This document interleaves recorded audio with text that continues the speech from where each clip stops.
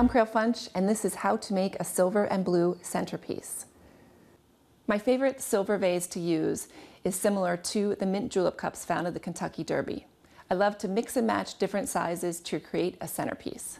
For this centerpiece, we're going to use julep cups, one taller and one smaller, as well as two different size hydrangeas.